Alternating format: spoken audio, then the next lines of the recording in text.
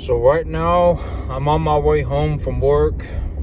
I got my phone in my lap. I'm driving home. I got a lot of things going on right now. I figured right now is probably the best time for me to just get this taken care of. I'm going to go ahead and do this right now. I got a lot going on. The animal that was sick did unfortunately die yesterday.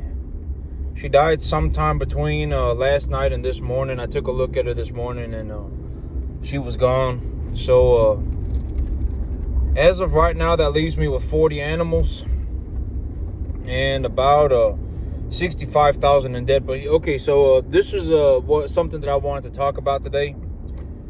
But here's another way to visualize return on it. Okay, my return, how much money am I making? And so the big idea, I think that the big idea for all of this, for me, what I'm doing is that maybe if I show what I do as a financially successful individual, maybe if I show what I do, it will give others a new perspective. That's the big idea. Because most people, I mean, you're going to see this. It does not matter wherever you go. If you go to a Costco, you're going to see a bunch of people that act like each other. If you go to a Trader Joe's, you're going to see a bunch of people that act like each other. If you go into the hood, you're going to see a bunch of people that act like each other. Almost everybody acts like each other. Almost everybody does. It's very hard to break that to break yourself out of acting like other people. And so I figured that maybe if I showed what I did or what I do, because in terms of not acting like other people, in terms of being different, one way to look at what I'm talking about is that I'm probably the only person that you will ever see who is just running cattle in his backyard, making about $60,000-$70,000 a year running cattle in his backyard on a 10.5 acre field. I'm probably the only one. And I've talked about this before, but from my perspective, if other people had the capacity to make the money, they would be doing it. And the reason they're not doing it is because they can't. That's just kind of, it is what it is. Most people, if they had the opportunity, if not if they had the, everybody has the opportunity. If because when I start growing grass, no, but I mean, my income averages about $10,500 to $12,000 a month, somewhere around that range all the time. $10,500, $12,000 a month. That's almost always what my income averages out to be all the time when I take a look at it. And that puts me in like the top, in terms of just straight cash flow, that puts me in the top a few percentages of all the earners in America. But the thing about me, the reason that I personally generated so much money is not because of cash flow. Cash flow is very important.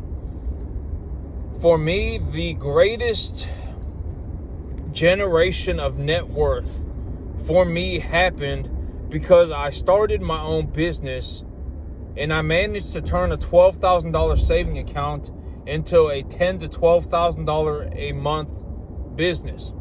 And in terms of just how much money do I bring home every month? Oh, well, okay, but here's where that kind of gets difficult to really calculate. And this is actually something I want to talk about today. But as of right now, I don't need any more cash. I don't need any more cash. I have plenty of cash. And so I actually have enough money as of right now to purchase about 4 or 5 more animals. And I don't have to sell any animals at all. With just the money that's in my bank account right now, I could actually go and buy 4 or 5 animals.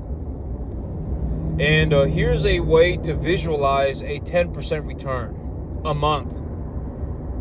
If I have 40 animals, by next month, if I just buy and sell cattle, I can purchase 40, I can have an extra 4 animals by next month. That's another way to visualize a 10% return a month.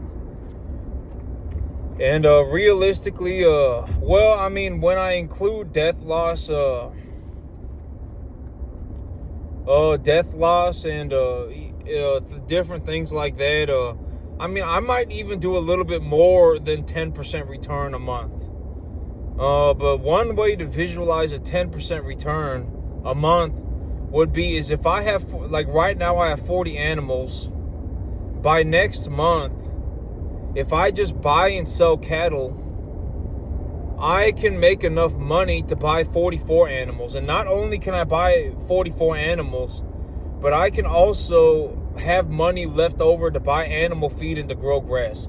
But here's the thing about the cattle business, is that the cattle business is practically 100% skill-based. And if you want to find this out for yourself, then, go ahead, knock yourself out, have a blast, I hope you make it. I would be very happy if you succeeded, but chances are you're not going to succeed. When I think about my life, becoming a very, very, very, very successful cattleman, potentially one of the most profitable on the entire planet per acre on a commercial cattle farm, that was not anywhere near being my goal at all. When I first started, it was not my goal at all. And if you look at me and you think that you can do what I do, I mean, you're wrong. You need to check yourself. Because you got to understand that I may legitimately be the most successful cattleman on the entire planet. Almost nobody is making $70,000 a year on a 10.5 acre field. I may be the only one doing it running commercial cattle. I may legitimately be the only one. I haven't met any other person that's doing it. And another way to take a look at what I'm talking about is that I probably make more than a 10% return on my money every single month. Every single month, I probably do more than a 10% return. And a way to visualize that is if I sell 40 cattle, by next month, I would have enough money to buy 44 cattle. And so I can essentially grow my herd by 10% a month, and I would still have enough money left over to do things like fertilize grass, or buy feed, or et cetera, et cetera. And so that's another way to visualize what I'm talking about. Instead of just straight money, another way to do it is to just take a look at it in terms of the number of cattle that I am running. And the big problem with so I'm just going to talk about the cattle business. So in terms of the cattle business, to get into the stocker calf business, to get into the business where you're going to raise 150 to 200 pound calves, if you're going to raise 150 to 200 pound calves, I mean, it's you're going to have to be very on top of things. I mean, it is very difficult. Most people do not want to run 150 to 200 pound calves. Almost everybody, if you gave somebody the opportunity to buy a 200 pound calf for $600, if you gave somebody the opportunity, let's say a 175 pound calf, let's say you gave somebody the opportunity to buy the average farmer the opportunity to purchase a 175 pound calf for $600, almost everybody would. And then you also gave everybody the opportunity to buy a 350 pound calf for $1,000. So you could buy a 175 pound calf for $600, or you could buy a 350 pound calf for $900. Almost everybody would prefer to buy the 350 pound calf, and it's probably, for most people, it is a better investment. Because if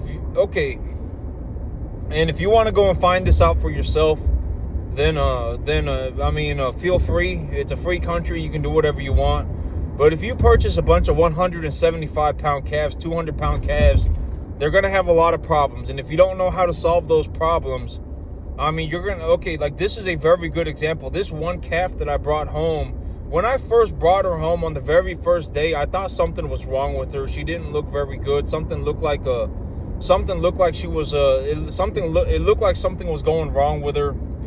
And I ended up buying somebody's problem. And if you end up in a situation like this, where you buy a sick calf, you buy a calf that is sick, and you don't realize what's going on, you're not very knowledgeable on cattle medication, you're not vaccinating your animals properly, you don't really understand how to notice a sick animal. And when I actually pulled this animal, when I pulled this heifer, the heifer that unfortunately did die, when I pulled her out of the pen, I also took a temperature check on the rest of the animals, and 3 out of 5 of the animals were running a fever. And I had taken their temperature at 7 in the morning on a nice cool, it was relatively cool. It was about 75 degrees. The sun had barely came up, and I took their temperature. They were nice and cool. I wet them down. I took their temperature, and 3 out of 5 of the calves were running a fever. And this is a very good example. Right now, the animals are doing okay. When I get home, I'm going to take a look at them. But if you end up in a situation like this, where you don't know what you're doing, and you go and you buy 10 calves, and one of the calves that you bought was a sick calf, and you don't understand how to use antibiotics, and you don't pull the animal, and you don't health check the animals to make sure they're doing okay, and then that one sick calf ends up getting 2 other calves sick, then you're gonna lose all your money. You're gonna be working for free, you're gonna be miserable, or you're gonna lose all your money. And so, and then if you don't know how to raise an animal to a commercial standard, you're probably going to lose money. And then in terms of the 350 to about maybe about 350 to 550 pounds, that animal probably does have a fully developed rumen. And so in that scenario, if you just have a low quality grass, if you have a lot of a low quality grass, if you take a look at your field and you do you just go through your field and take a look at it, and you say, well, the developmental stage of the grass, I anticipate that the developmental stage of the grass is maybe in early flowering or middle flowering or late vegetation. Even if your grass is in a late vegetation stage of development and you haven't fertilized it, it's probably going to be low quality. Protein concentrations are probably going to be lower than 10%. If you haven't fertilized it properly, you can't just go and dump fertilizer on a field either. And the reason that I talk about these things is because this is also what I mean by farming is a 100% skill-based business. Nobody is born a farmer. You either learn how to farm or you're practically a bum like everybody else. You are borderline a bum. Almost everybody ends up in this situation. You either learn how to farm or you're going to lose all your money. And so if you don't know how to diagnose plant material, another thing that you could do is take a soil sample. And if you take a soil sample, if you call your local universities, call your local agricultural university and ask them if they offer soil testing. And if they offer soil testing, they will say, send us a little baggie full of soil, and we will test your soil for you. And then you tell them what grass you want to grow, and then they will tell you what fertilizer to put on your grass. But I haven't personally ever done that. I go in and I take a look at my field myself. I visually inspect plant material. I take a look at things, and that's how I personally do what I do. And then when it comes to fertilizing, if you use a positively charged fertilizer, you're going to have to push that fertilizer into the soil or it won't do anything. And so this is also what I mean by most people, but it's not even just farming. Farming is just like everything else. Almost nobody makes it. It doesn't matter what we're talking about. Almost nobody makes it. Farming is the same thing. And so when it comes to farming, at that 350 to 550 pound range, if you have a lot of low quality grass, and with commodities, with commodity grain at the prices that they are right now, if you just feed them a little bit of distiller grains, you should be good to go. You feed them that low quality grass. Maybe you supplement them about 1%. You know, you really don't want to be feeding more than 25% of their diet a day in dry matter, in distiller grains. You don't want to be giving them more than 25% of their daily intake in distiller grains. From my understanding, at least, those are the guidelines that I follow. I keep the distiller grains intake under 25% of their dietary intake every day. Daily intake. I keep it under 25%. And then and how do I calculate 25%? Well, 3.25% of their body weight a day in dry matter is what the animal is going to eat, give or take. If you have a 10% moisture feed, they're going to eat about 4% of their they're going to eat about 4% of their body weight a day. So 1% of that is about 1% of their body weight essentially. And so always estimate conservatively. Feed your animals and then keep an eye on them. This is how I do it. I feed the animals. I keep an eye on them. Make sure they're not bloating. Make sure they're not having massive diarrhea, etc., etc.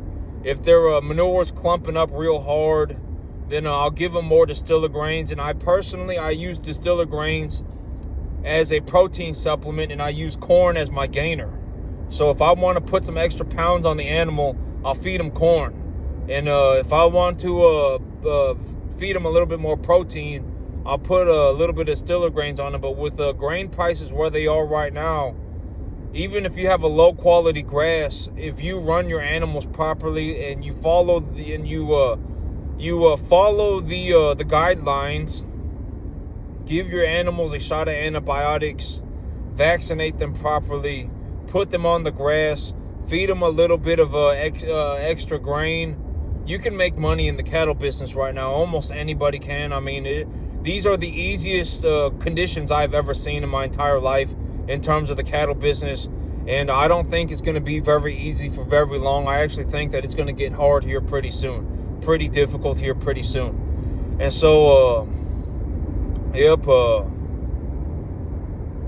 but as of right now, I would say that a 10% return on my money every month is a conservative estimate, and it's a reasonable estimate for me right now.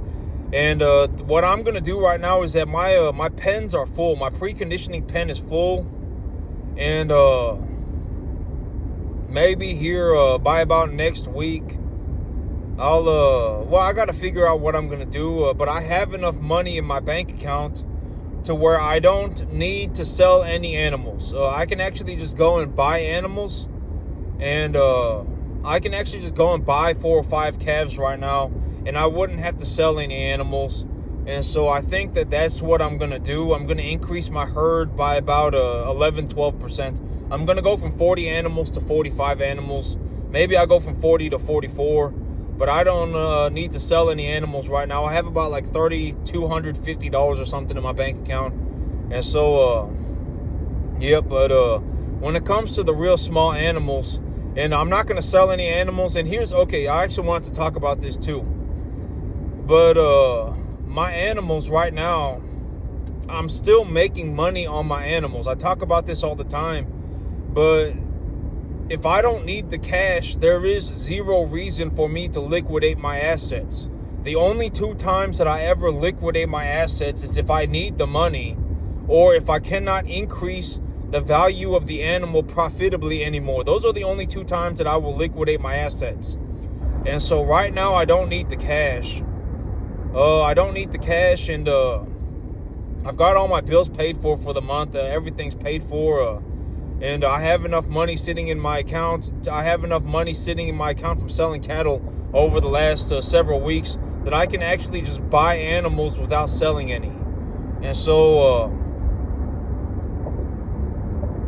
yeah, and my animals, I'm still making money on my animals, but I am making money in an unrealized gain. And this is a very important concept, and it's something that is important, that I believe that it is something that people should understand. What is an unrealized gain, right? I've talked about unrealized gains all the time, but it's very important that people understand what an unrealized gain is.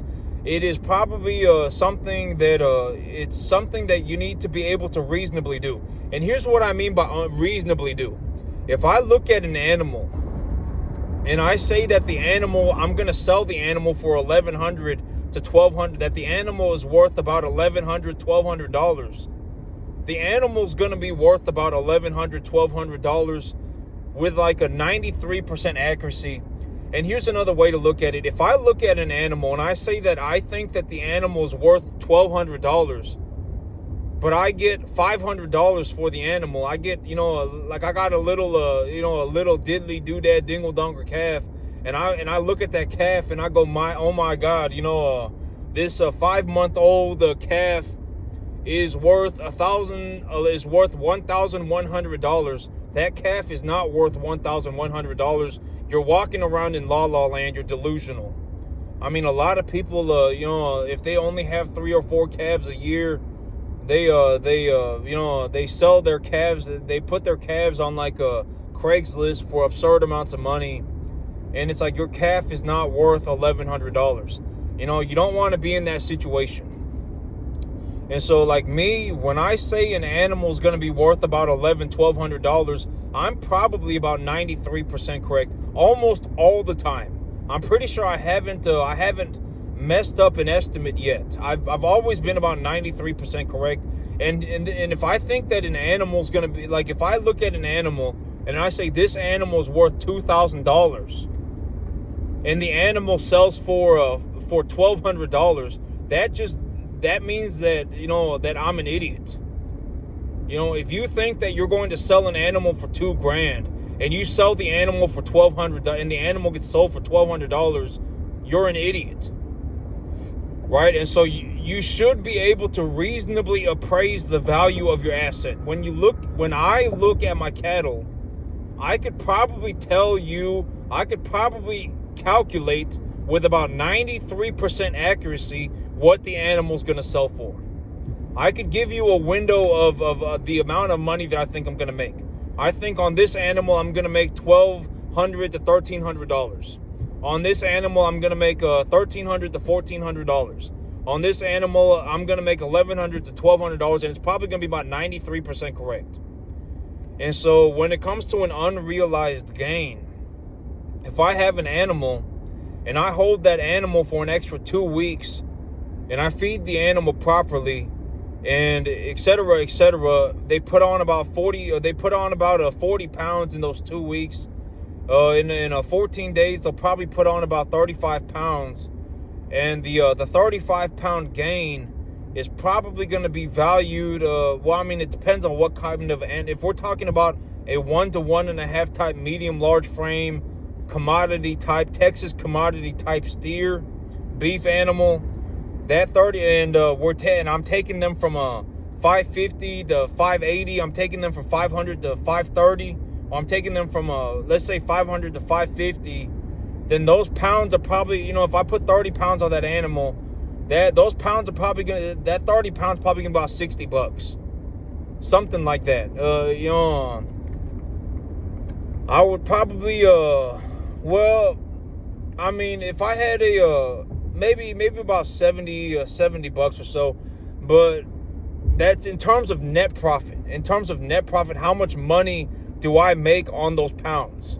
Not how much am I going to get on those pounds, but how much net profit am I going to make? It's probably going to be about $2 a pound. With where the market is right now, I'm probably going to net a profit of about $2 a pound. And so, if the animal goes from 500 to 550, I'll probably net a profit of like about $75 or $100 on that on those pounds. That's in terms of a net profit, because right now I got the animals on feed, and so my expenses are a bit higher, and yeah. And so within a reasonable boundary, I could estimate what an animal is going to sell for, and to the big idea of an unrealized gain is to understand when your assets are going up in value. But an unrealized loss is also, it's like if your animals are, you're essentially losing money. It's like you wake up tomorrow, your cattle are going bone thin. They're thinning out every single day. They're not looking good. They're barely putting on any weight. If they're putting on less than 2 pounds a day, if they're putting on less than 1.5 pounds a day, they're probably going back on the conditioning score. You're probably losing money. If you hold on to them for a long time, you're going to lose money. If they're putting on less than 1.5 pounds a day, you're probably losing conditioning on the animal. At about 2 pounds a day, they're going to stay even on the conditioning score. And about 2.5 pounds a day, they'll go up on the conditioning score. And in terms of commercial beef, almost everybody wants some fat in their beef. That nobody wants to eat a super lean piece of meat. It's very hard. It doesn't taste very good, etc., etc. Right? I mean, there's a lot, yeah. And so, you want your animals, from what I have seen in terms of my own profitability, and I make the most money when I sell the animals at a body conditioning score of about a 6 to a 7. Usually I take them to the market at about a 6. And so, if you're losing money, you need to get a hold of your situation and figure something out and get it done. I would highly suggest, losing money is not a good idea. You don't want to be in a situation where you're losing money. But, right now, I got enough money to just buy calves. I don't need to sell any calves. And if I don't sell the calves and I hold on to them for another couple of weeks, they'll put on more weight. And if they put on more weight, I'll just make more money on them anyway. And I'm increasing the size of my herd. And if I increase the size of my herd, that is also increasing the amount of money that I am making on a daily basis via an unrealized gain. And so the amount of money that I'm making, it stays about the same all the time. I probably bring home, in terms of just straight money, I probably bring home about, it's 52 weeks a year, and I bring home about $3,000 a week. So if my animals get bigger, if I bring home more animals and my animals get bigger, maybe I bring home $3,500 a week. And if my animals get real big, if I right now I'm in the process of putting a lot of grass together. I'm going to be growing a lot of grass here very soon, and when I grow that grass, I'll be taking my animals to a much higher weight. And when I take them to a much higher weight, my return is substantially better. I'm getting into the backgrounding business as well. I'm going to get into the backgrounding business, and when I get into the backgrounding business, that's where I really make my money, because I'm a very, very, very, very high level grass grower. I'm very good at growing grass. I'm a world-class grass grower. That's where I make a lot of my money. If you're not good at growing grass, I mean, it's going to be very hard to be in the cattle business. And I've already talked about this a lot in the past, but I would highly suggest getting into the hay business first. Before getting into the cattle business, I would get into the hay business first. And when it comes to grass growing season and I start increasing the size of my herd, and I start growing grass as well, my money is going to skyrocket. The amount of money that I am making is going to go vertical. It will go vertical. Grass is almost free. Growing grass is practically free. And I mean, I'm not saying it's free, but I mean, it's like $15 a month per animal. And if you don't have any equipment, like me, I don't have any equipment. I don't have any balers. I don't have any rakes. I don't have any mowers.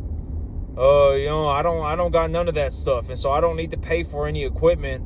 My cattle just walk around and eat the grass for me. I just plant the grass for them. I mean, that is, from what I have seen, that is the way to make money in the cattle business. Backgrounding cattle on very high quality grass. Maybe feed them, me, when I feed my animals grass, I just give them a little bit of corn. And I mean, it puts the pounds on them for almost free. I mean, it's like $15 a month per animal. And that animal puts on like 90 pounds a month. From about 500 to about 800, 900 pounds, they will put on like 90 pounds a month for about $15 a month. And I mean, the money just goes vertical. The money goes vertical. Even right now, I'm doing pretty well for myself. Here in about a month, when I start growing grass, and I'm going to work on increasing the size of my herd, and I got my grass growing in, and I got my animals over to the new field, my money will go vertical. I mean, when I grow grass is when I start making money. And so that's it for me today, YouTube. Y'all have a good one.